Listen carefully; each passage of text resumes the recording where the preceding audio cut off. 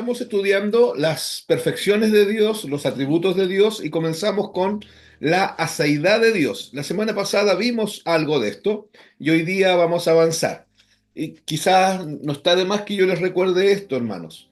Yo preparé la enseñanza en una línea reflexiva, ya para que nosotros reflexionemos. No preparé la enseñanza con características teológicas, sino que en una línea reflexiva para que vayamos un poco viendo este atributo de Dios y podamos ir mirando también nuestra vida y le permitamos al Señor que Él vaya formando nuestro carácter al carácter de Jesucristo. ¿Ya?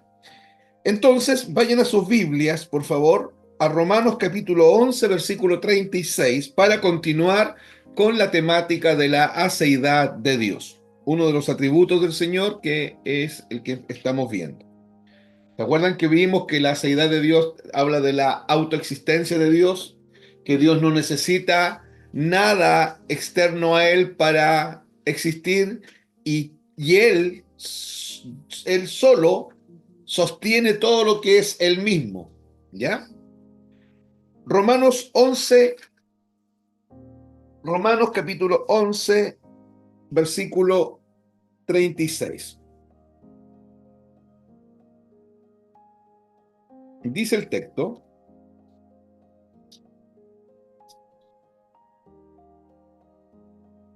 Vamos a leer el 35. No, vamos a leer el 34, el 35 y el 36 para que contextualicemos el 36, ¿ya? Dice, porque ¿quién entendió la mente del Señor? ¿O quién fue su consejero? ¿O quién le dio a él primero para que le fuese recompensado? Verso 36. Porque de él, por él y para él son todas las cosas. A él sea la gloria por los siglos de los siglos. Amén.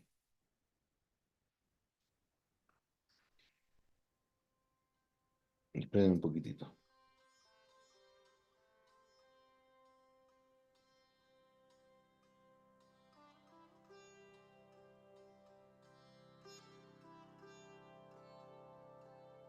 Bien. Vamos al versículo 34. El apóstol Pablo hace una pregunta acá. Dice, porque ¿quién ha conocido la mente del Señor o a quién o quién fue su consejero? Dos preguntas. Hermanos, son preguntas en retórica, son preguntas que tienen unas respuestas tácitas, ¿ya? Que uno sabe que la respuesta es cuando el Señor pregunta, ¿quién entendió la mente del Señor? Nosotros sabemos que la respuesta es nadie. Nadie tiene la capacidad, por muy sabia que sea la persona o por muy inteligente que sea la persona, nadie tiene la capacidad de poder entender la mente del Señor. Esa es la respuesta. ¿Quién entendió la mente del Señor? La respuesta es categórica y tiene una connotación negativa. Nadie. ¿Por qué? Porque nadie ha instruido nunca a Dios en ningún asunto, hermanos. En ningún asunto. Dios no ha recibido de parte de ningún ser humano desde Adán hasta ahora, nunca Dios ha recibido instrucción alguna. Ahora, hermanas, puede ser que lo que yo estoy diciendo les suena como obvio, pero yo quiero invitarlo a que usted se detenga, a oír bien y a pensar bien, porque nuestro día a día no es tan obvio. ¿Sabe por qué no es tan obvio? Porque hacemos mil cosas sin preguntarle al que todo lo sabe. ¿Me está entendiendo? Suena como obvio decir, no, ¿quién le va a enseñar al Señor? Nadie. Suena como muy obvio, pero en el día a día nosotros no vivimos así. En el día a día nosotros, inclusive en decisiones serias, ni siquiera le preguntamos al Señor. Y la pregunta es, ¿por qué no le preguntamos si nosotros entendemos que Él no necesita instrucción de nadie? Porque en realidad Él lo sabe todo. Cuando yo no le pregunto absolutamente nada al Señor, o cuando yo llevo mi vida sin consultar al Señor, yo estoy dando una señal ahí. Y yo le estoy diciendo al Señor, Señor, yo puedo actuar independientemente de ti. Así como tú no pides consejo, yo tampoco pido consejo. Porque si usted piensa bien, es una actitud arrogante del ser humano vivir en total independencia del Señor. Acuérdese que la humildad bíblica es total dependencia del Señor. Por lo tanto, el orgullo vendría siendo total independencia del Señor. Ya, nadie ha instruido nunca a Dios en ningún asunto. Nadie le ha dicho nunca nada que él ya no lo sepa. O sea, cuando usted cree que va delante del Señor con la panacea, él ya lo sabe. Él no necesita preguntarme a mí nada. Es al revés. Yo necesito de él. Él no busca el consejo de nadie porque él lo conoce todo, lo sabe todo y él es autoexistente en todo conocimiento. Él no necesita el consejo de terceros. Su sabiduría divina es totalmente capaz de abordar perfectamente cualquier asunto. Nosotros no, hermanos. Nosotros podríamos en un tema que manejamos responder, pero claro está que no podemos responder en todos los asuntos de la vida. Hay temas que usted y yo los desconocemos totalmente. Hay temas que usted y yo ni siquiera sabemos que existen como temas, de lo que sea. Hay gente que es muy experta y que tiene experticia o expertise en varios asuntos, pero aún esa gente no tiene expertise en todos los asuntos. Pero Dios, hermanos, su sabiduría divina es totalmente capaz de abordar perfectamente cualquier asunto. ¿Ya? ¿Por qué? Porque Él es autoexistente. Él no necesita pedirle consejo a alguien para. De hecho, si usted lee el libro de Job, usted se va a encontrar en el libro de Job con que Dios, conversando con Job, Dios le hace algunas preguntas a Job. Y Dios le dice, por ejemplo, a Job, ¿tú estuviste el día que yo extendí los cielos como cortinas? Y Job le dice, no, no estuve. ¿Y tú estuviste el día que yo hice girar el planeta sobre su propio eje? No, tampoco estuve. ¿Y tú estuviste el día que yo le ordené a los vientos en qué dirección soplar?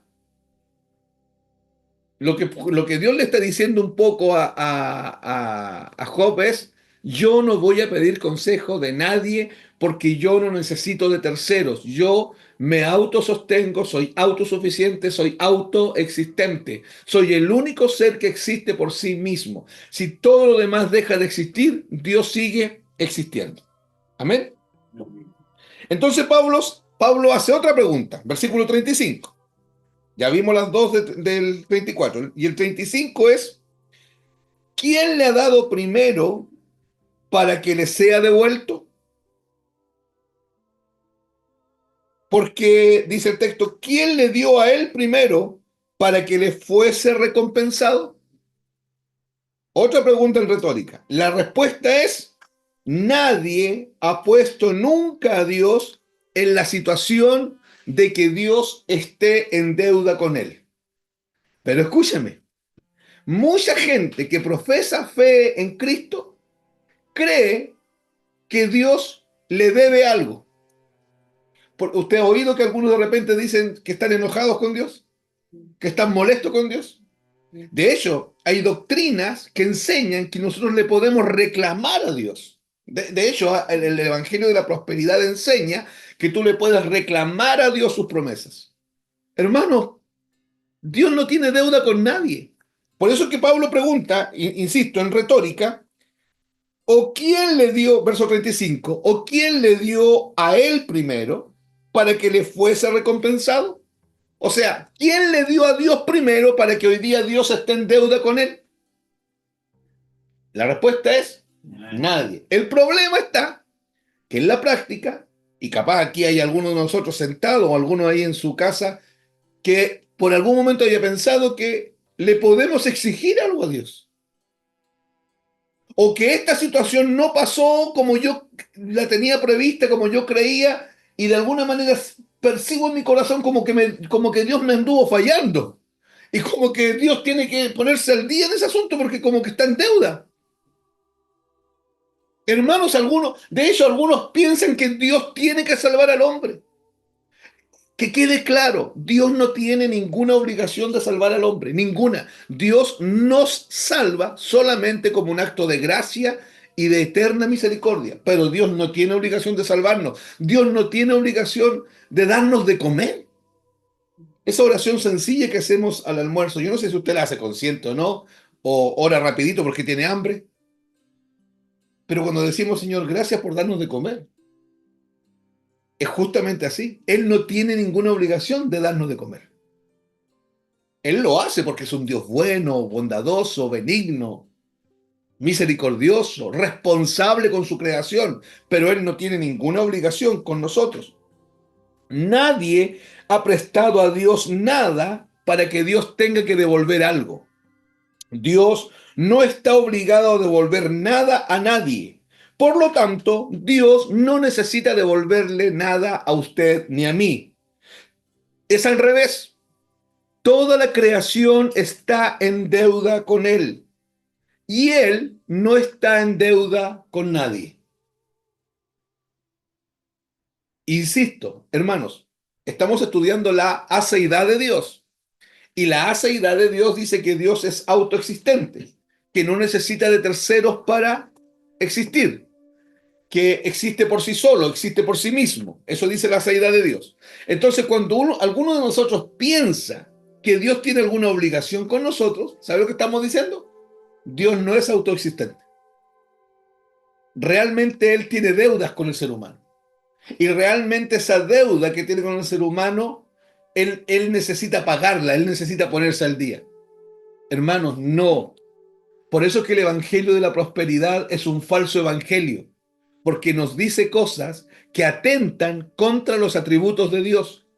El falso evangelio va a decirnos, nos va a enseñar cosas que atentan contra las perfecciones de Dios, como este que estamos estudiando, que es la aceidad de Dios. Ahora, versículo 36. El versículo 36 dice, porque de Él y por Él y para Él son todas las cosas. ¿Qué es lo que, qué es lo que hay escondido aquí en en estas tres frases? Porque de Él, porque por medio de Él y porque para Él son todas las cosas. Esas tres frases esconden justamente la autoexistencia de Dios y la autosuficiencia de Dios. ¿Qué significa esto? Significa que todas las cosas, hermanos, todas las cosas, la que sea, algo visible o algo invisible, todas las cosas provienen de Él. Todo, aún esas cosas que usted cree que usted las generó, aún esas cosas que está en su cabeza metida la idea de que eso ocurrió porque usted está, de que eso pasó porque usted está, de que eso se concretó porque usted estuvo detrás ejecutándolo. Aún esas cosas no nacieron en usted, no nacieron en mí, porque todas las cosas provienen de Él.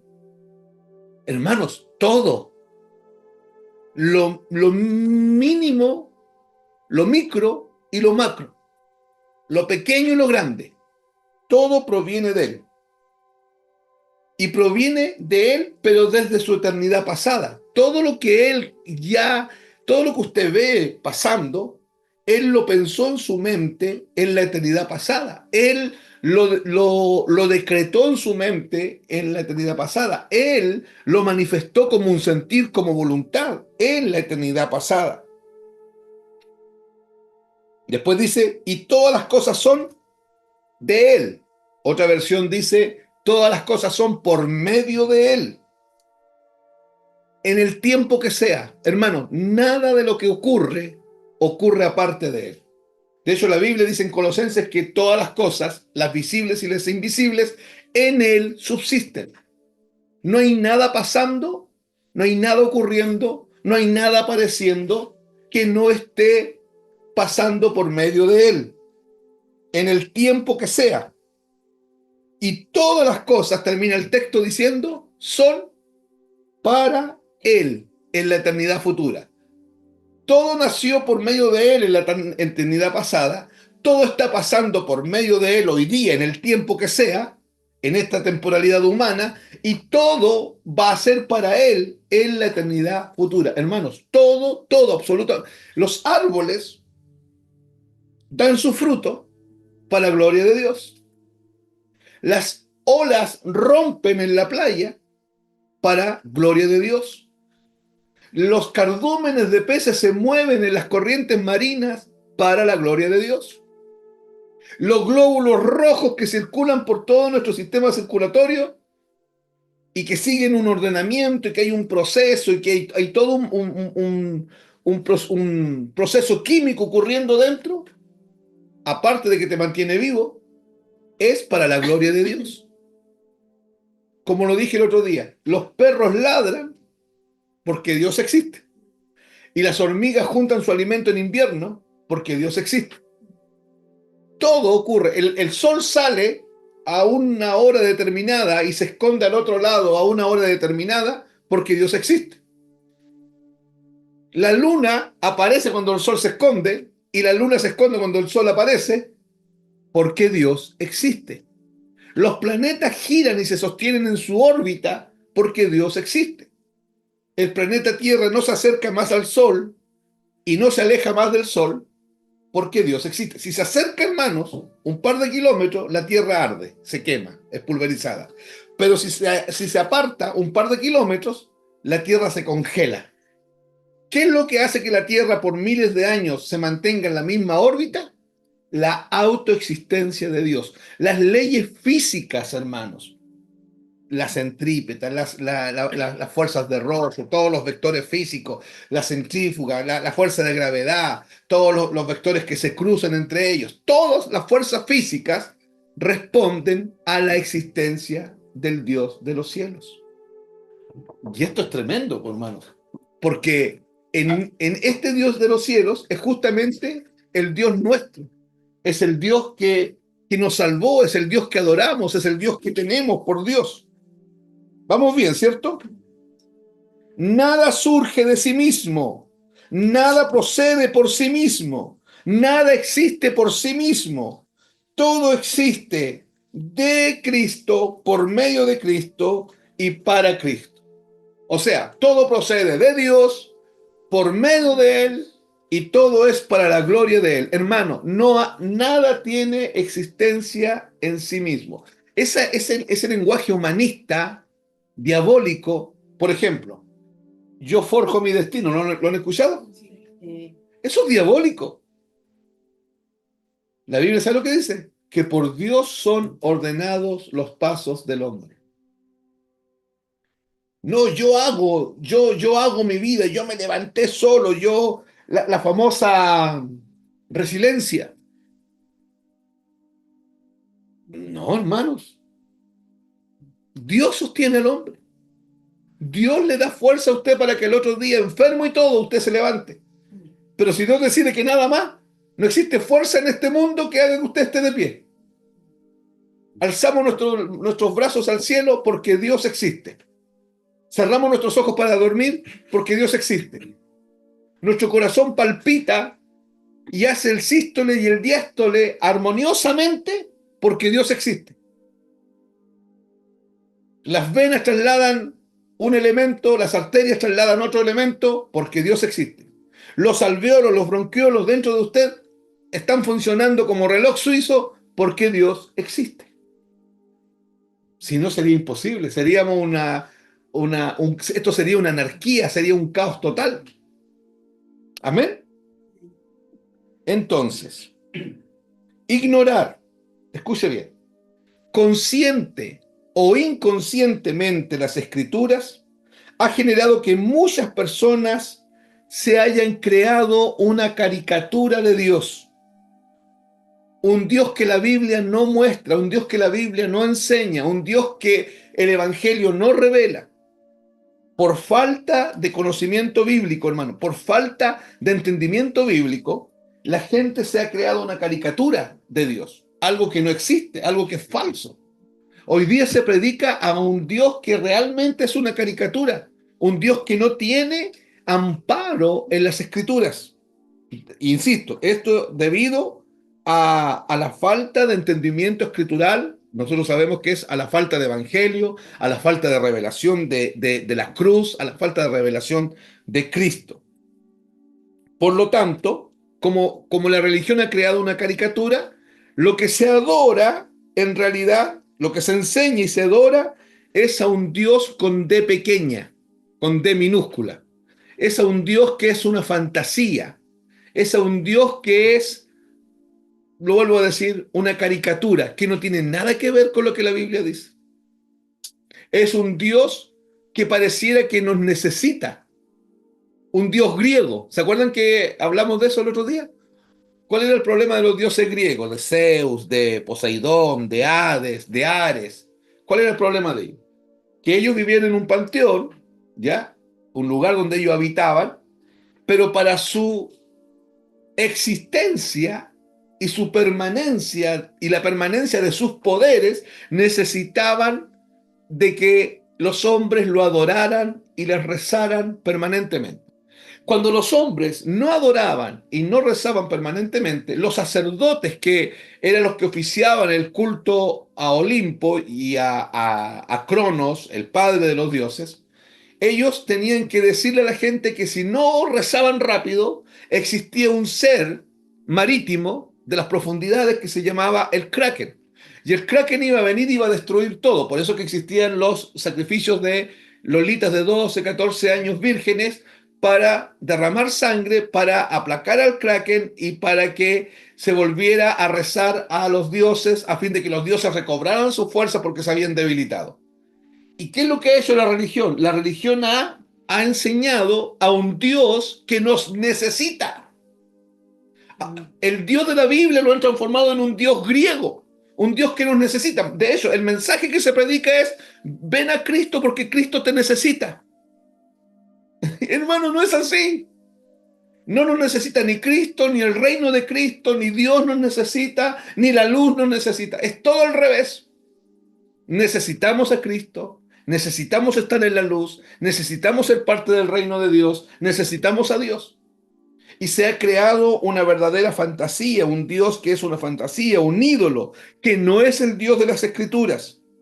Esto debido al alto y triste desconocimiento del carácter de Cristo, de los atributos de Cristo, y atributos, hermanos, que van a venir a nuestro entendimiento solo por la revelación de la cruz. Todo lo que este Dios autoexistente y autosuficiente hace, escuche bien, todo lo que este Dios autoexistente y autosuficiente hace, no lo hace para usted. Y eso nosotros, de acuerdo a qué tan humanistas somos, nos molesta. Porque todo lo que Dios hace, acuérdense, es un Dios autoexistente. Es un Dios autosuficiente porque Él se sostiene por sí mismo, no necesita terceros para existir. Todo lo que Él hace, hermano, escuche, lo hace para su propia gloria. ¿Dicen amén a eso o no? Entonces, ¿por qué Cristo vino a morir a la cruz? Para la gloria de Dios, no para salvarte a ti. Hermano, la cruz revela la seidad de Dios. Cuando yo digo que Él vino a salvarme a mí, yo le estoy robando la gloria a Dios. Porque Cristo vino a satisfacer las altas demandas de justicia del Padre y al mismo tiempo vino a aplacar la ira de Dios. Mientras satisfacía por un lado las altas demandas de justicia de Dios y por otro lado aplacaba la ira de Dios, mientras eso estaba pasando, al mismo tiempo y en la misma magnitud estaba manifestando gracia y misericordia para salvarnos a nosotros. Nosotros somos la consecuencia del propósito de la venida de Cristo. Y el propósito de la venida de Cristo es para la gloria de Dios. ¿Por qué? Porque Romanos 11:36 dice que todas las cosas, incluida la venida de Cristo, son de Él, por medio de Él y para Él. Nuestra salvación no es para que usted vaya al cielo, no es para que usted escape del infierno, aunque las dos cosas van a pasar. No es para que usted no sea condenado más. No, usted es salvo para la gloria de Dios. Por eso es que enseñamos que la salvación no es el fin último de Dios. La salvación es el vehículo, el medio por el cual Dios quiere conseguir otra cosa. ¿Qué? Que su nombre, su carácter, su persona sea glorificada. ¿Por qué? Porque Él es el Dios autoexistente. Dios no tiene un propósito más elevado, oiga bien, que la magnificación de su propio nombre. Él mismo existe para glorificarse.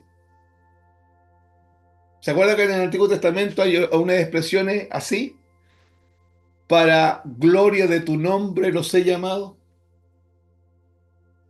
O hay otros que dice, para gloria mía te redimí, te formé y te hice. Otro dice, por ejemplo, que a la gloria suya nos llamó. Hermano, no fuimos llamados para ir al cielo. ¿Vamos a ir al cielo? Sí, pero no fuimos llamados para eso. Fuimos llamados, mientras vamos al cielo, para la gloria de Él. Fuimos llamados, fuimos salvados, rescatados, redimidos, no para sacar pecho hoy día y mirar a la gente de tiniebla con desdén, sino que fuimos llamados para la gloria de Dios. O sea, Dios se glorifica al salvar a un hombre. Por eso que cuando un pecador se arrepiente hay gozo en los cielos, no por el pecador, sino porque la gloria de Dios está siendo, perdón la redundancia, glorificada en cada hombre, cada mujer que es redimida y redimido por el Señor. Salmo 23:3, lo leo yo, dice, Él restaura mi alma, me guiará por senderos de justicia, por amor de su nombre. Si quieren, yo leí otra versión, si quieren, lea la Reina Valera, a ver. Salmo 23:3.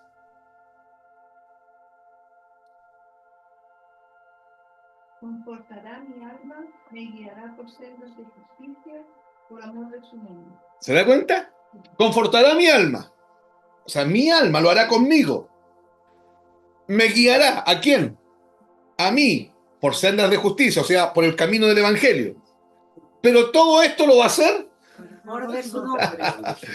hermano, no es por amor a ti, aunque te ama. ¿Entiendes? No es que Dios no te ama. Claro que te ama. Te ama tanto que no escatimó a su propio hijo, sino que lo castigó para que usted fuese perdonado. Pero es por amor de su nombre, porque Él existe para glorificarse a sí mismo. ¿Me está entendiendo, hermano? En todos los asuntos, Dios siempre busca su propia gloria. En todos los asuntos. ¿Se acuerdan cuando la Biblia dice ese era un texto que a mí me costaba entender, yo no lo entendía? Que Dios es celoso. Y lo dicen en repetidas ocasiones, que Dios es fuerte y celoso. Que Dios es celoso, que Dios es celoso, que el celo de Jehová hará esto. Vive diciendo la Biblia eso. Ya, ese celoso no son los celos nuestros. No son esos celos pasionales, irracionales que pueden terminar en tragedia. Sino que sus celos están amarrados a su aseidad, o sea, a su autoexistencia. Todo él lo hace para su propia gloria. Y cuando alguien le está robando la gloria, manifiesta estos celos. Por eso la Biblia dice en otra ocasión, el celo de Jehová. Isaías 9, ¿se acuerdan que lo leímos? Decía al final, el celo de Jehová hará esto. ¿Por qué? Porque lo que él va a hacer, lo va a hacer para su gloria. Y aquello que hoy día no esté siendo para su gloria, él se va a encargar de alinearlo y de colocarlo para la gloria de él. Porque, insisto, él existe para su propia gloria. ¿Qué dice el Salmo 25:11?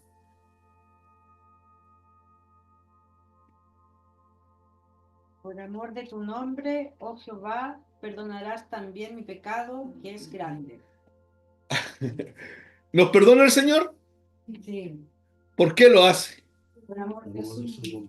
Otra vez vuelve a salir del centro usted, vuelvo a salir del centro yo. No es porque yo logré conmover el corazón del Señor. No es porque yo soy el príncipe de Dios que pecó y como soy su príncipe, Dios tiene que restaurar a su príncipe. No es que, aunque la Biblia dice eso, pero está hablando de otra cosa, no es porque yo soy la niña de los ojos del Señor y como le tocaron a la niña, el Señor ahora tiene que moverse rápidamente porque su niñita salió lastimada. Ahí el texto habla de otra cosa, hermano. Nos perdona, pero es por amor de su nombre, o sea, para su propia gloria. Porque cuando Él perdona, Él exhibe otro atributo, que es el Dios perdonador. Exhibe otro atributo que es la paciencia de Dios. Exhibe otro atributo que es la longanimidad de Dios, la bondad de Dios, la gracia de Dios, la misericordia de Dios y la justicia imputada de Dios. Para perdonarte, Dios exhibe como 9 atributos. Entonces, cada vez que Él te perdona, Él se llena de gloria. Por eso es que una persona que es perdonada por Dios, lo primero que tiene que hacer es glorificar a Dios que lo ha perdonado. Pero no es que Él me perdona porque yo soy el centro de atracción de Dios.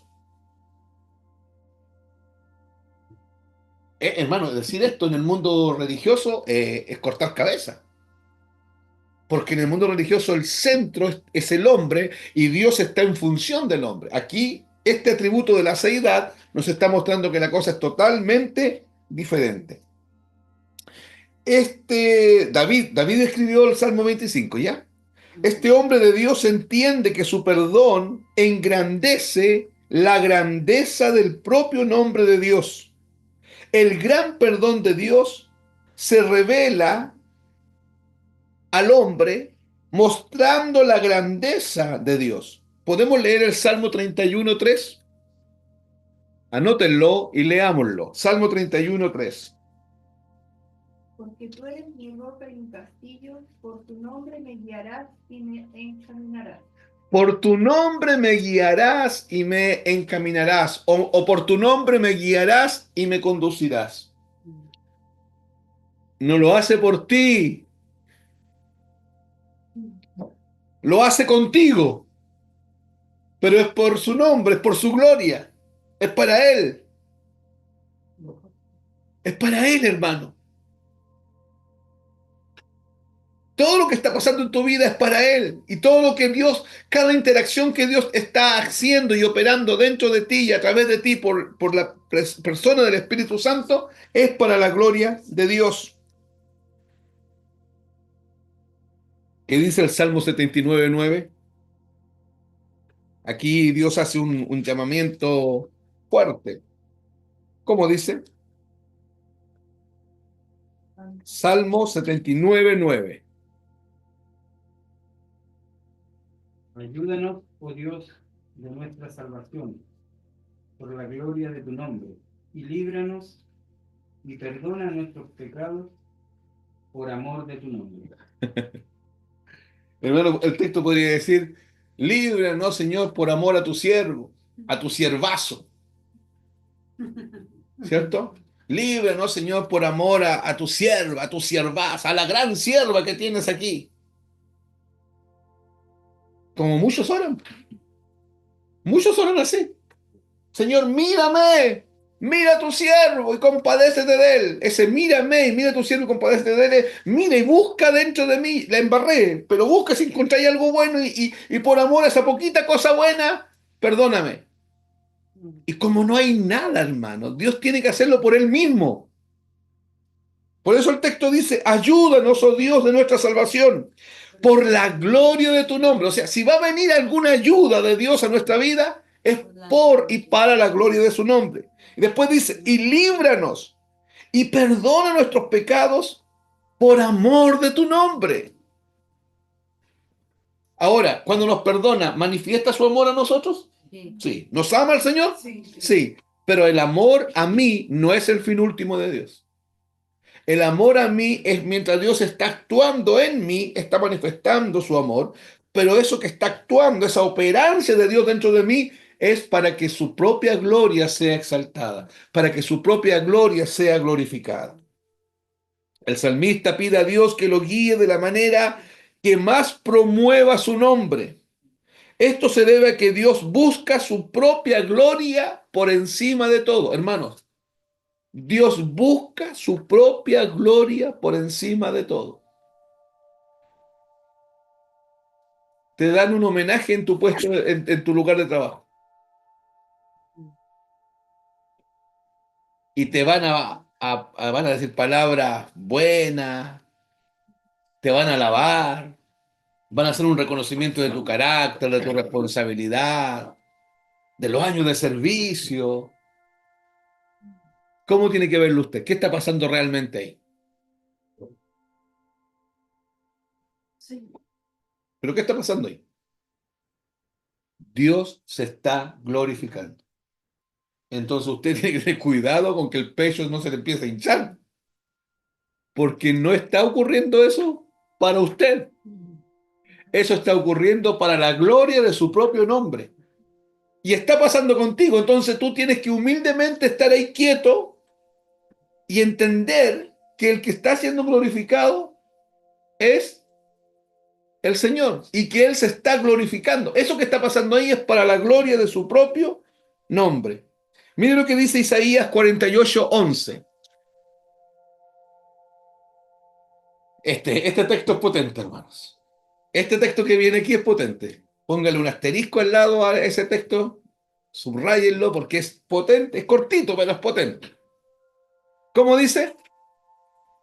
Y por amor de mí mismo lo haré, para que no sea amancillado mi nombre y mi honra no la daré a otros. Por mí, por mí mismo lo haré. Yo tengo otra versión que dice, por amor a mí actuaré. O sea, cuando Dios actúa, ¿lo hace por amor a quién? A Él, a Cristo.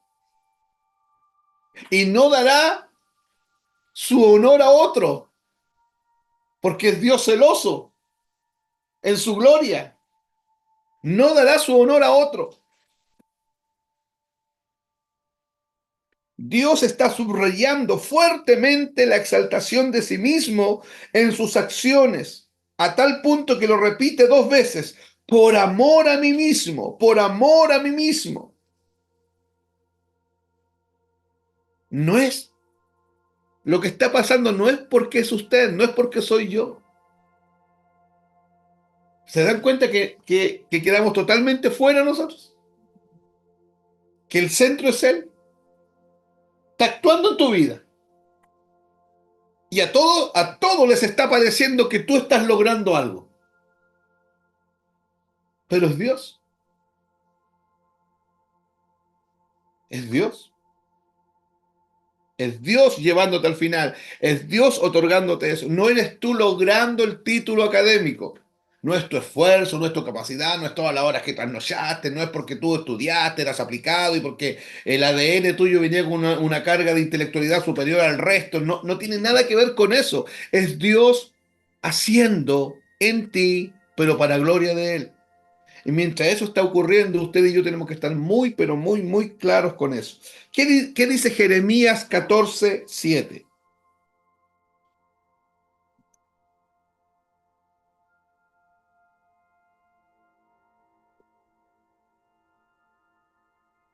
Jeremías 14:7.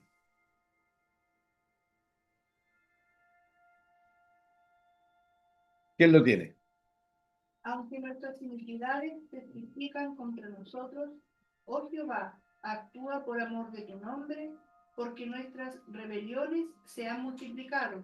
Contra ti hemos pecado. Ya, nos quedamos con la primera parte que dice, aunque nuestras iniquidades testifican contra nosotros, o sea, aunque hay argumento contra nosotros, oh Jehová, es un ruego de Jeremías, actúa, pero por amor de tu nombre. Estos profetas le tenían clarita la cuestión.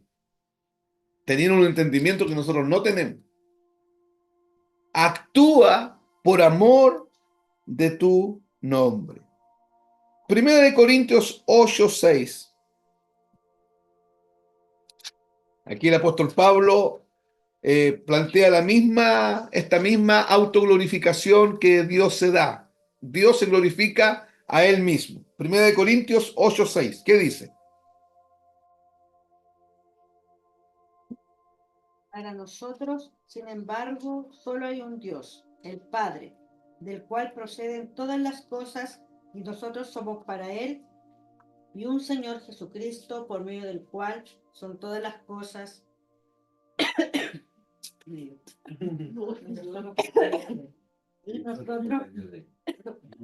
nosotros por medio de él. Y nosotros por medio medio de Él. Solo hay un Dios, el Padre, del cual proceden todas las cosas. Está diciendo lo mismo que dice Romanos 11:36. Porque de Él, ¿cierto? Sí. Del cual proceden todas las cosas. Y nosotros somos para Él. Hermanos, somos para Él. Y ese somos quiere decir nuestra vida. Y cuando hablamos de la vida, no hablamos del aire que entra al pulmón, sino de todo lo que es su vida. Lo que usted tiene, lo que usted es, lo que usted pueda llegar a ser, todo es para Él. Pero ¿cuánta conciencia tenemos de esto? ¿Vivimos para Él? ¿Vamos a trabajar para Él? ¿Estamos viviendo el tiempo que Dios hoy día está permitiendo que vivamos para Él? Anoten los textos, pero yo los voy a leer. Los voy a juntar varios y los voy a leer. Efesios 1:4. Efesios 1, versículo 4. Versículo 6. Versículo 12. Y versículo 14. Voy a leerlos todos juntos. Según nos escogió en Él antes de la fundación del mundo, para que fuésemos santos y sin mancha delante de Él, para alabanza de la gloria de su gracia, con la cual nos hizo aceptos en el amado, a fin de que seamos para alabanza de su gloria. Está hablando de nosotros, hermanos. Hermanos, nosotros nos fuimos creados en Cristo Jesús para tener nuestro propio castillito, para que se cumplan nuestros deseos, nuestros sueños, ya, para realizar todos nuestros proyectos y cumplir con todos los caprichos que tenemos de niño, porque de niño soñamos con plantar un árbol, escribir un libro y ir a la luna. Ya escribimos el libro, plantamos el árbol, necesitamos que el Señor nos lleve a la luna. No, hermanos, no. Quiero volver a leer. Según nos escogió en Él. Fuimos escogidos en Él, no aparte de Él. Fuimos escogidos en Él antes de la fundación del mundo, para que fuésemos santos y sin manchas delante de Él. Estamos hablando de la glorificación en su presencia, para alabanza de la gloria de su gracia, con la cual nos hizo aceptos en el amado, a fin de que seamos para alabanza de su gloria. O sea, Dios quiere que usted y yo seamos para alabanza de su gloria, de la de Él. Nosotros los que primeramente esperábamos en Cristo, que es las arras de nuestra herencia, hasta la redención de la posición adquirida, para alabanza de su gloria. ¿Dónde estamos nosotros ahí? Estamos, pero estamos escondidos en Cristo para la alabanza de la gloria de Él. Por eso es que no entran, por eso es que otra vez volvemos al falso evangelio que promete éxito, desarrollo, crecimiento, potencial, que Dios te tiene para hacer cabeza y no cola, que estarás arriba solamente, encima solamente, que nunca estarás debajo. Ese mensaje es un falso evangelio, porque en Cristo estamos siendo consumidos por Él para la gloria de Él, para que Él sea exaltado. Con la gran casa que usted tiene o con la pequeñita casa que usted tiene. Con el gran pedazo de terreno que usted tiene o con los pocos metros cuadrados que Dios te dio. Con todos tus hijos profesionales o sin ninguno de tus hijos profesionales. Como sea, tú estás puesto dentro de Él para alabanza de la gloria, de la gracia de Él y de la gloria de Él. Dios es Dios y seguirá eternamente siendo Dios con o sin nosotros. ¿O no? Sí. Dios es Dios conmigo y sin mí. Él no nos debe ningún favor, ni necesita de nosotros para existir. Él no necesita a ningún hombre, a ninguna mujer, para seguir siendo el Dios soberano del universo. Él no es un viejito que necesita de nuestra adoración. Él no necesita nuestros sacrificios. Él no necesita nuestras ofrendas para que pueda sentirse satisfecho y feliz. Él no es un dios griego. Él no es un titán. Él no es un semidios. Él se autosatisface. En él hay gloria en sí mismo. En la divina Trinidad, Él ya está en completo gozo y en completa comunión. Él no es un Dios al que le hacemos favores con nuestro servicio. Mire la religión. La religión le ha enseñado a la gente que hay que hacer sacrificios para Dios. ¿Qué es lo que le ha enseñado a la gente entonces? Que el Dios de la Biblia es igual que Huitzilopochtli, es igual que Semiramis, es igual que Astarot o que Baphomet o que Thor o que Odín, un Dios que necesita sacrificios. Hermanos, el Dios nuestro estableció los sacrificios para extender gracia y misericordia sobre el hombre, pero el Dios nuestro no necesita sacrificios. Aparte que el sacrificio de Cristo le entregó supremo gozo, suprema satisfacción.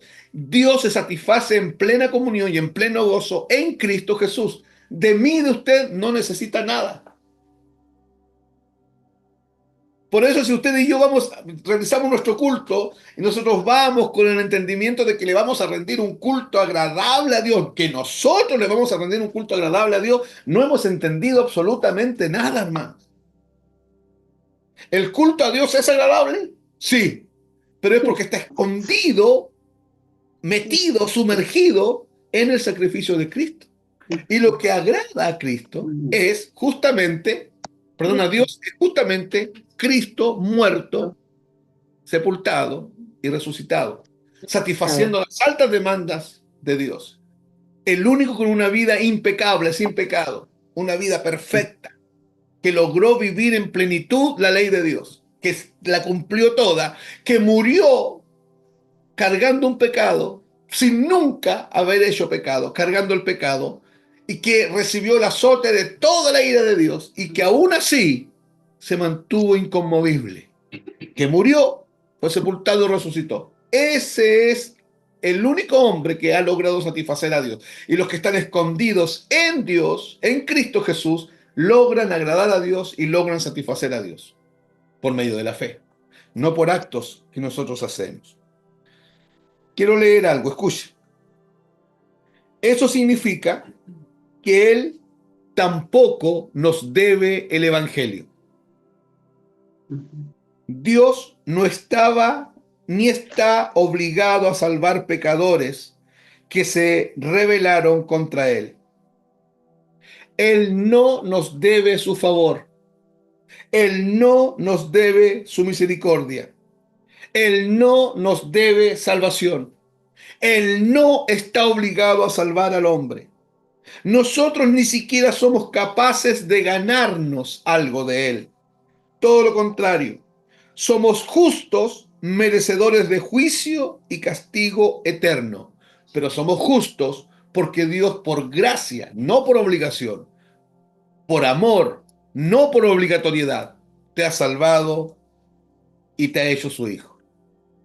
Nuestro Jesús no tiene necesidad de nosotros. Lo vuelvo a decir. El Señor Jesucristo no tiene necesidad de mí. No tiene necesidad de usted.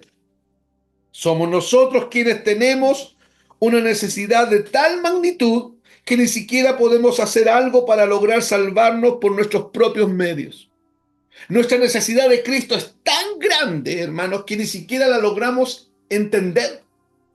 Porque no existe absolutamente nada que el ser humano pueda hacer para autosalvarse o para autojustificarse. Pero Dios no nos necesita. El reino de Dios, usted está en el reino de Dios o si usted no está, el reino de Dios sigue siendo el reino de Dios. Escúcheme bien, la iglesia no te necesita.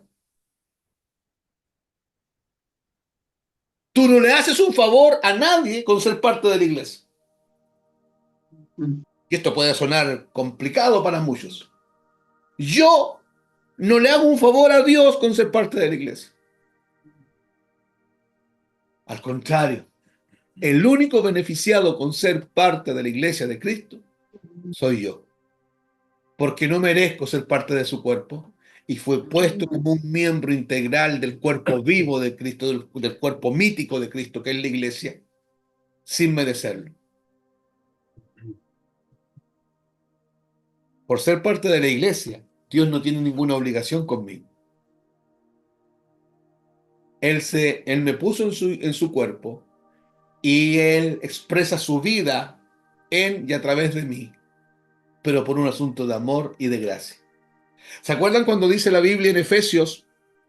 No tengo ese texto aquí, pero ¿se acuerdan cuando dice que el Señor nos redimió, nos escogió, nos salvó y dice en una palabra, según su beneplácito? Según su beneplácito, según su buen placer, según su propia voluntad, porque no existe y jamás existirá algo en mi vida que haga que Dios diga, uy, tengo que salvar a este. Porque si no salvo a este, se me derrumba mi reino. No, hermano, Él nos salvó según algo que tiene que ver con Él mismo, y la Biblia lo llama beneplácito. Dado que Dios es todo lo que necesita, debemos acudir a Él para satisfacer todas nuestras necesidades. Solo Él es nuestra verdadera fuente y nuestro único suministro. ¿Saben por qué? ¿Cómo parte el Salmo 23? Jehová mi pastor, nada me faltará. David lo que está diciendo es, todas nuestras necesidades son satisfechas por Él. Pero hermano, mis necesidades son satisfechas por Él. No hay nada en lo que yo pueda satisfacer a Dios. Esto me tiene que quedar claro a mí. No hay nada que haga que mejore la obra de Cristo en la cruz del Calvario. Nada. Nada. Absolutamente nada. Abandonados a nosotros mismos, las ovejas carecen de todo. Estamos totalmente desamparados e indefensos, incapaces de cuidar de nosotros mismos. Pero Jehová es nuestro pastor. Por lo tanto, nada nos faltará. ¿Me están oyendo, hermanos? Pero bajo el cuidado del pastor principal, todas nuestras necesidades son satisfechas en abundancia. Estamos constantemente bajo la vigilancia de aquel que es inagotablemente suficiente, porque Él es inagotablemente autoexistente. Hermano, escúcheme bien. Si Él es inagotablemente autoexistente y Él no necesita de ninguna fuerza, de ningún poder externo, de nada que venga de afuera para autoexistir, eternamente, en su autoexistencia eterna, ¿tendrá suficiencia para sostenerte a ti? ¿Me escuchó? Si Él es eternamente autoexistente, no necesita de nada externo para autoexistir. ¿Está claro eso, cierto? Sí. No necesita de nada externo. Él solo se autosostiene, Él solo autoexiste. Si todo lo demás deja de existir, Él sigue existiendo. Si Él es eternamente autoexistente, mi pregunta es, ¿tendrá la suficiencia para sostenerte? entonces nosotros tenemos un problema de fe, tenemos un problema de confianza o tenemos una imagen caricaturizada de Dios. No conocemos al Dios real. O si lo conocemos con un poco de neblina entre medio. Y el Evangelio es el que quita la penumbra. La cruz quita la penumbra para poder ver con claridad a este Dios de la Biblia. Si Él es autoexistente y usted está en Él, hermano, Él es suficiente. Pero nosotros de repente vivimos como que se nos está derrumbando todo. ¿O no, amados? Sí. Yo lo digo por mí. Vivimos como que se nos está derrumbando todo. Bueno, y el Dios autoexistente, ese que dice que Él es el buen pastor, que Él es el pastor y que nada me va a faltar, dice David. ¿Por qué? Porque David entendía esta autoexistencia y esta autosuficiencia eterna del Dios eterno, del Dios inescrutable, del Dios infinito. Amén. Si miramos hacia Él, no nos faltará nada de lo que es bueno y no nos faltará lo necesario para disfrutar de la vida que Él nos dio, escuche, al máximo. Pero si miramos hacia Él, si permanecemos en Él, hermanos, les decía yo delante, pareciera que el llamado del Señor, venid a mí, los que estéis cargados y trabajados, que yo os haré descansar. Llevad mi yugo sobre vosotros y aprended de mí, que soy manso y humilde de corazón, y hallaréis descanso para vuestras almas. Pareciera que de repente ese llamado tiene que ser constante para nuestras vidas. Pero ¿por qué usted y yo nos vemos sobrecargados, nos vemos sobrepasados, nos vemos agobiados por este mundo? ¿Por qué? ¿Sabe por qué, hermanos? Porque el Dios autoexistente no está siendo nuestra mayor satisfacción. ¿Sabe por qué el congregarse lo miramos con desdén? Porque Él no es mi máxima satisfacción. ¿Sabe por qué en el momento que hay que adorar al Señor me distraigo con facilidad y no centro mi corazón, mi alma, mi espíritu, mi ser entero para adorarlo? Porque Él no es mi máxima satisfacción. ¿Sabe por qué esa Biblia que tiene usted ahí no se abre nunca? Porque no es mi máxima satisfacción, porque otras cosas me satisfacen. Y si Él no es mi máxima satisfacción, es porque no estoy conociendo a este Dios tremendo. Porque, hermano, ¿se dan cuenta que este atributo nos está hablando de un Dios tremendo? De un Dios que no necesita de nada para autoexistir, pero que al mismo tiempo no solo es un Dios que autoexiste, al mismo tiempo es un Dios infinito, pero es un Dios personal. Esto es maravilloso. Que te atiende a ti, con tu problemática de vida, con tu forma de hablar, con tu cosmovisión, con lo bueno y lo malo que es tuyo nomás. Él se entiende contigo en términos personales. Francis Schaeffer, él habla de este Dios personal. No sé si se acuerdan, pero por allá por tercero medio, cuarto medio, tuvieron que alguna vez haber estudiado los universales y los particulares. Y es el único Dios que al mismo tiempo es universal y es particular, que es el Dios infinito, inescrutable, grande, que el universo está fuera de él, que Dios es más grande que el universo. Ese Dios universal, al mismo tiempo es particular.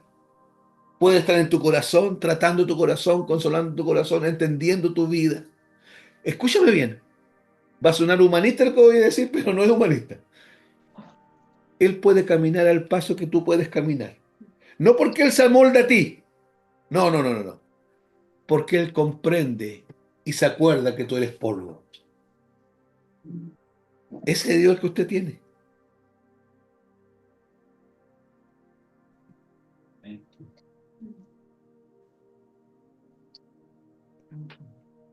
Es el Dios que usted tiene. el Dios que sostiene galaxias completas. Nosotros somos un sistema solar pequeño, diminuto, insignificante, en medio de galaxias, pero formidables que hay. ¿Usted sabe por qué en todo lo que es la cartografía, con los cuatro puntos cardinales, existe un punto que es el norte, y el símbolo de la brújula y el símbolo que se pone en la cartografía es una estrella, que se conoce como la estrella del norte? ¿Sabe por qué? Porque cuando uno mira el espacio hay una estrella hacia el norte que se llama la estrella del norte. Y cuando los telescopios han hecho zoom, zoom, zoom, zoom, zoom, zoom, zoom, zoom, zoom, y han llegado a amplificar eso, hay un agujero que da hacia otro lugar. La bóveda sur, por donde se supone descenderá la Nueva Jerusalén.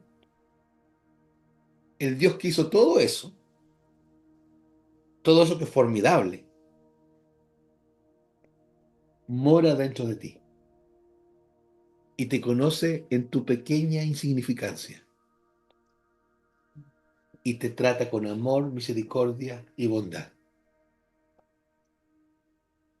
Hermano, es tremendo. Ese es el Dios que usted y yo tenemos. Ese es el Dios que la cruz nos mostró. El Salmo 34, versículos 9 y 10, dice así. Salmo 34, 9 y 10. Dice: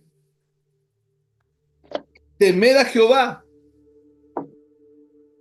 vosotros sus santos, pues nada falta a los que le temen. Seguimos hablando de este buen pastor, de este Dios autoexistente que se sostiene en sí mismo y que puede sostener, que sostiene todo lo demás y que puede sostener tu propia existencia. Temed a Jehová, vosotros sus santos, pues nada falta a los que le temen. Los leoncillos necesitan y tienen hambre, pero los que buscan a Jehová no tendrán falta de ningún bien. Hermanos, ¿por qué? Porque Él es el Dios que suple todas nuestras necesidades. Todas nuestras necesidades se satisfacen en nuestro Dios infinito, en nuestro Dios eternamente infinito o en nuestro Dios infinitamente eterno. Hermanos, eternidad, eterno, no es sinónimo de infinito. La palabra infinito viene de la infinitud. ¿Y qué significa infinitud? Que no tiene límites, que no se puede contar. Porque algo finito se puede contar, ¿no es cierto? Si yo cuento, si yo digo, ¿cuántas regiones tiene Chile? Las contamos. Es un número finito. Pero un infinito es que no se puede contar. Hermanos, y Dios tiene un atributo que es la infinitud, que no la estamos estudiando ahora. Pero en todos sus atributos está la infinitud. Infinitud es sin límites. Por lo tanto, el Dios que usted tiene es un Dios sin límites. Usted no puede contar el amor de Dios, usted no puede contar la paz de Dios, usted no puede contar la inescrutabilidad de Dios, usted no puede contar la eternidad de Dios. Es sin límites. Y ese Dios que tiene todo sin límites y que es todo sin límites, está diciendo, si los leoncillos tienen hambre, yo les doy de comer. Por lo tanto, los que me buscan serán saciados de todo bien. ¿Dónde está el problema entonces? Aquí, en nuestro corazón. En que parece que nuestra mente, que tiene límites, lleva esos límites a un Dios que no tiene límites.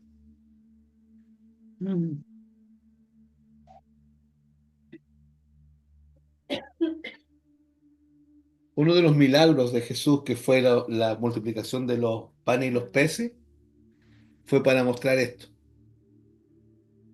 que él no necesitaba nada. y a nadie para crear, crear, crear. Hermano, la Biblia dice que de las manos de los discípulos brotaban los peces y los panes.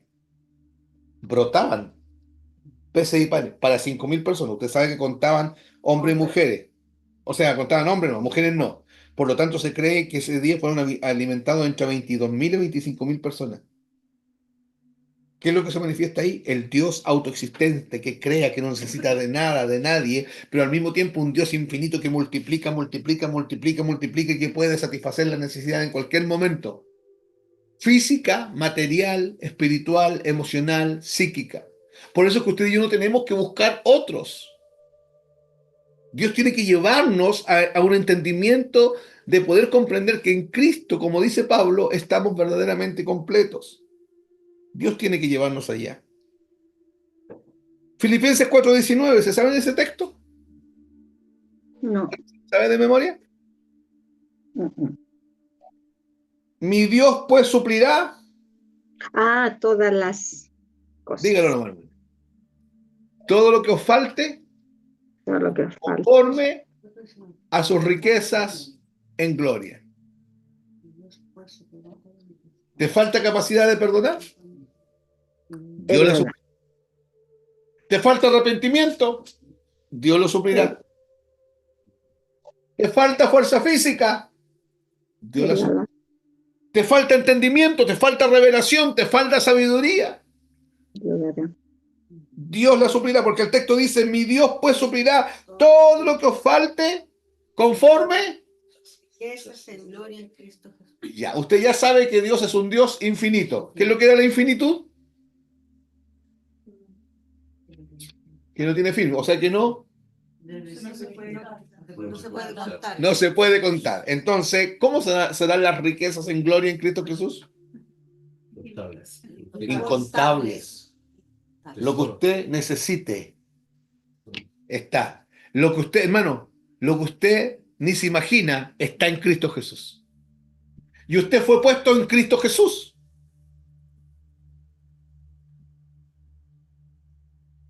Explíqueme, hermano, cómo yo puedo creer en Cristo y al mismo tiempo en que la ruda en el lado izquierdo de la puerta me va a proteger. Eso es ser cristiano. Conociendo a este Dios de la Biblia. Eso es ser cristiano. No. Yo creo en Cristo, pero necesito un canelo plantado afuera al lado derecho para que me, como contra. Yo creo en Cristo, no, pero necesito la Biblia abierta en mi velador en el Salmo 91 para que me proteja en la noche. Yo creo en Cristo, pero necesito el texto de Jehová, mi pastor, nada me faltará, escrito con madera ahí pegado en la muralla para que me proteja. Yo creo en Cristo, pero detrás de cada puerta una cruz de paico con un hilo rojo por si acaso Cristo falla. Hermano, ¿se puede ser cristiano? Ese es el Dios de los cristianos. ¿Me están entendiendo? Yo puedo ser en Cristo y cada vez que tengo miedo, que tengo susto, que entro en pánico, que me veo sobrepasado, tengo que clamar a la sangre de Cristo como un amuleto. Eso es ser cristiano. Si tengo este Dios autoexistente, infinito, eterno, inescrutable, que me puede sostener sin ningún problema porque Él se autosostiene solo, eternamente. Cuando confiamos en nuestro Dios omnipotente, este Dios de aceidad, este Dios autoexistente, este Dios que se sostiene a sí solo, que existe por sí solo, nunca nos faltará lo que realmente necesitamos. Los que creemos en Jesucristo debemos entender lo que dice Colosenses 2:10. ¿Qué dice Colosenses 2:10, hermanos?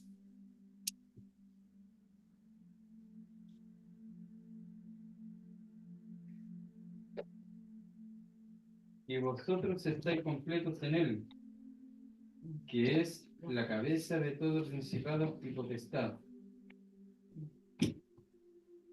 ¿Sí? ¿Hasta ahí? ¿Decís?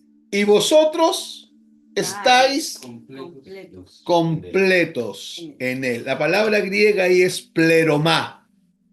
¿Qué es lo que es el pleroma? La plenitud de Dios. Y vosotros estáis completos en Él. Hermanos, los que creemos en Jesucristo debemos entender por revelación que en Cristo estamos completos, en Cristo estamos terminados, en Cristo la obra está lista. Por eso dice la Biblia que aquel que la buena obra empezó será fiel en perfeccionarla hasta el día de Jesucristo.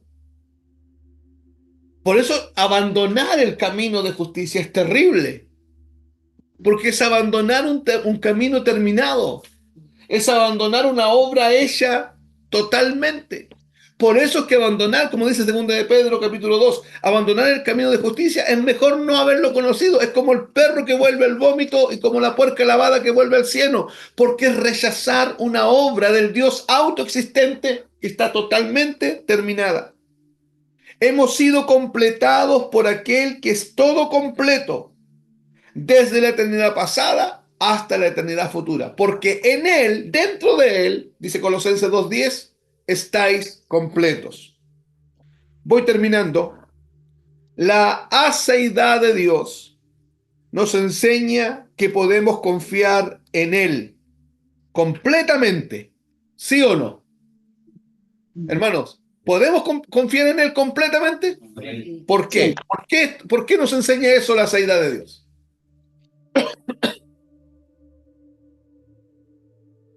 Porque todo lo que lo hace para su gloria. Porque todo lo que Él hace, lo hace para su gloria. Mm. Entonces lo que está haciendo en mi vida, que a mí me está quizás quedando la crujidera de hueso y me están quedando las lágrimas en el suelo, que es lo que yo estoy viviendo ahora y experimentando ahora y que mi mente no alcanza a comprender, yo tengo que entrar en la eternidad de Dios por fe, en la eternidad de este Dios autoexistente y ver que lo que Él está haciendo es para su propia gloria, hermanos. Al final, por eso es que a los que aman a Dios, todas las cosas le ayudan a bien o cooperan para bien, porque lo que está ocurriendo puede ser amargo como la hiel, pero está ocurriendo para su propia gloria. Amén. Hermano, tenemos un lenguaje humanista y yo mismo de repente me veo hablando así y tiene que cambiarnos el chip aquí arriba. De repente decimos, Señor, respáldanos. Sí. ¿Sabes lo que es Señor, respáldanos? El Señor, ponte atrás de mi espalda. Mm. Y si me llega un empujón, afírmame. ¿Cuánto es al revés? ¿Quién es el que tiene que ir atrás? Dios no tiene que respaldar nada mío. No es que yo le digo, Señor, mira, empecé a hacer esta cuestioncita, ¿me respaldas? Eso es humanismo. Otro lenguaje, Señor, pastores que hablan en sus ministerios, estamos haciendo la agenda de este año, vamos a hacer la agenda de este año. ¿Qué agenda? Aquí hay una sola agenda. Y es la agenda del Señor. La pregunta es, ¿nosotros estamos en la agenda del Señor? ¿Lo que está pasando es la agenda del Señor? ¿Lo que está ocurriendo en nuestras vidas es la agenda del Señor? Porque si es la agenda del Señor, ¿para qué dejas de patalear por el problema que estás teniendo? ¿O porque se acabó el trabajo? ¿O porque diagnosticaron esto? ¿O porque pasó esto otro? Si es la agenda del Señor, es para su propia gloria. Hermano, ¿el propósito eterno de Dios es un apéndice en nuestra vida o en nuestra vida? Y si en nuestra vida es que todo lo que está pasando para que seamos formados a la imagen de Cristo. Todo. Y la vida de Cristo se está manifestando en nosotros permanentemente. Y en nuestras debilidades se vuelve fuerte, y en nuestra pobreza se hace rico. Y en nuestro pecado nos lleva al arrepentimiento y nos mete de nuevo en el centro de su voluntad. Porque Él está haciendo todo para su propia gloria. Amados, se trata de Él y no de nosotros. ¿Podemos confiar plenamente en Él? Porque Él no está en necesidad. Escuche, Él no está en necesidad, ni lo estará jamás, sino que Él es todo suficiente y autoexistente. Él es quien nos creó por su propia bondad y para su propia gloria y gozo. Nosotros solo somos beneficiados de su misericordia y de su gracia. Cuando aún éramos pecadores, Cristo murió por nosotros, dice la Biblia. Leamos Romanos 5:9, perdón, Romanos 5:8.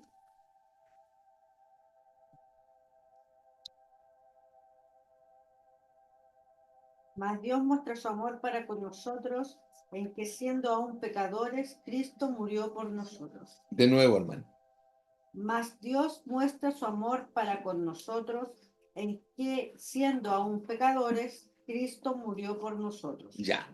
Mas Dios muestra su amor para con nosotros, en que siendo, esa forma verbal del verbo ser está en presente continuo. Ahí no dice que de repente él vio que la hermana Sandra sentó cabeza y como la hermana Sandra sentó cabeza, la salvó. De repente vio que el hermano Juvencio dijo, ya, nada más, ya, está bueno ya. Está bueno de tanto carrete, de tanta maldad, de tanta tontera, me voy a ordenar. Entonces Dios dijo, Juvencio se ordenó, qué bueno, lo voy a salvar.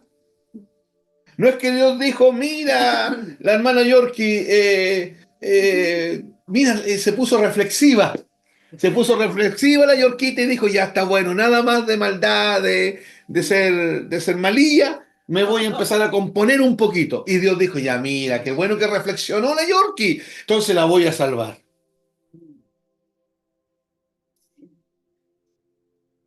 Nunca pasó nada de eso. Siendo, ¿qué significa siendo? Permanentemente, o sea, era pecador, me mantenía pecado, seguía en pecado. Y en el momento que el Señor me está salvando, yo estoy pecando, hermano. Estoy pecando, siendo pecado. No es que yo, segundo antes, me compuse y Dios por eso tuvo que salvarme. No, siendo un pecador, estando sumido en la letrina del pecado. Eso es lo que dice el texto. Esos que dicen, mira, si yo me voy a acercar a la iglesia, pero cuando... Déjame, yo tengo que ordenarme. Cuando yo esté un poco más maduro, es que no me siento preparado. ¿No he oído eso? No llegó la hora. Cuando yo esté preparado, ¿preparado para qué? Para el infierno. Porque preparado para el infierno está siempre.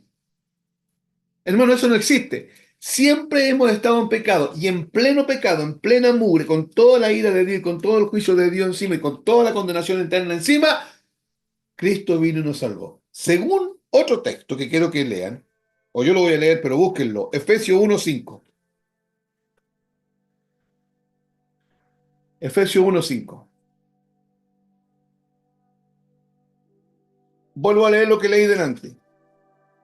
Él no está en necesidad ni lo estará jamás, sino que es todo suficiente y autoexistente, quien nos creó por su propia bondad y para su propia gloria y gozo, siendo nosotros beneficiados con su misericordia, su gracia y su bondad, que cuando aún éramos pecadores, según Romanos 5:8, Cristo murió por nosotros, sin que Él, hermano, escuche, sin que Él tuviese necesidad alguna de salvarnos, sino que como dice Efesios 1:5, miren lo que dice, en amor, o sea, dentro de su amor, habiéndonos predestinados para ser adoptados hijos suyos, no para condenación y salvación, sino que para ser adoptados hijos suyos por medio de Jesucristo, según el puro afecto de su voluntad. O sea, ¿por qué nos salvó? Por el puro afecto de su voluntad. ¿Cómo es eso? ¿De qué está hablando Dios? De algo mayor, escúcheme bien. Él nos salvó por algo mayor, a su gracia, a su misericordia, a su bondad, a su benignidad y a su longanimidad. Algo mayor a eso. ¿Qué es lo mayor a eso? Él mismo. Por el puro afecto de su voluntad. En otras palabras, lo diría algún profeta en el Antiguo Testamento, nos salvó por amor de sí mismo, por amor de su nombre.